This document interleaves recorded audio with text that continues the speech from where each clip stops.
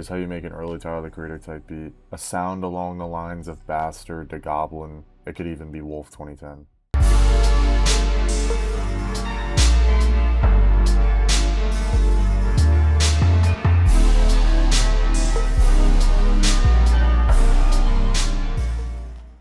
I like to start with the synth. Typically you want to start with like some chords. I used Xenology for this. I used whatever this is. Typically you want to go for like this pretty kind of sound, but you know, make it a little miserable.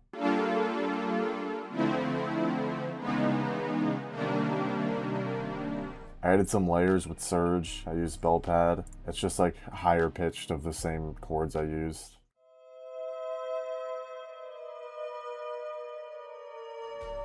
Next, I started with this kind of repetitive piano with these high notes kind of sprinkled all throughout. This is mono piano. I panned it to the right just to give some, you know, depth to the song. I put an EQ on it. I took out all the low frequencies, reverb preset on it.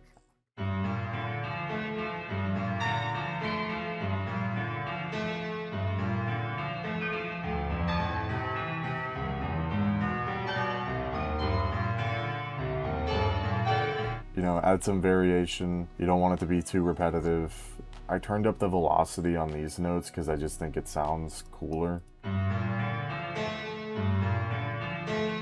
know, it kind of sounds like someone's like pressing a key harder. It just makes it sound a little bit more realistic. Here's what the melody sounds like together.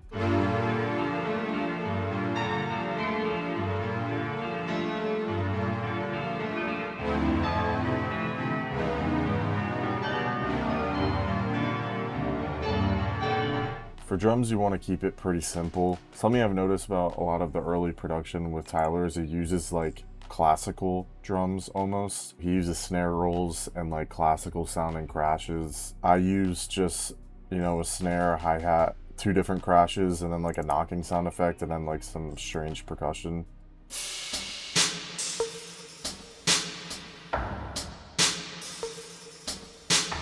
I typically use stronger hi-hats. I just think it fits, you know, like the marching band type feel of these beats.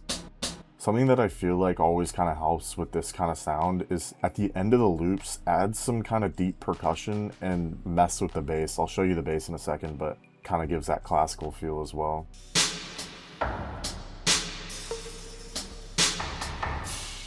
For the snare, I layered this with this live sounding drum.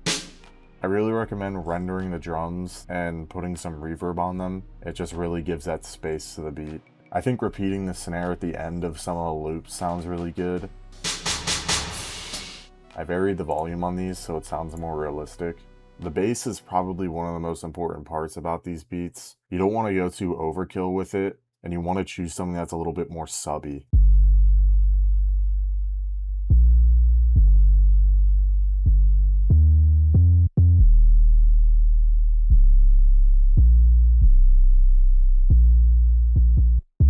Here's the 808 progression I typically add to the end of the loops. The bass added with the deep stomp variation just helps add a lot to the feel. This is how the drums and bass sound together.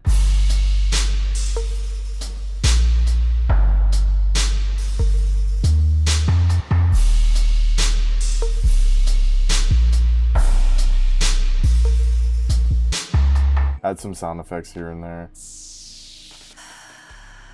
You want everything to be a little bit spacey, so I'd recommend adding a lot of reverb to everything. Something that makes these beats feel really authentic is just if you don't give a shit about the mixing. For the main synth, I just cut out most of the low frequencies and lessened some of the higher frequencies. I did it to make space for the bass and the drums. For the bass, I just boosted some of the lower frequencies. For the drums, more reverb and more EQing. I didn't do it for this specific beat, but it always sounds really good when you add like a harsh synth lead, like something as simple as the bass sound in Serum. Sounds like a lead off Bastard. I almost forgot, I pitched down the beat 200 cents. That's pretty much it for this beat. It's pretty simple, pretty straightforward. Let me know if there's something that I missed or something I should have added. And let me know if this was a good tutorial. This is my first tutorial, so let me know.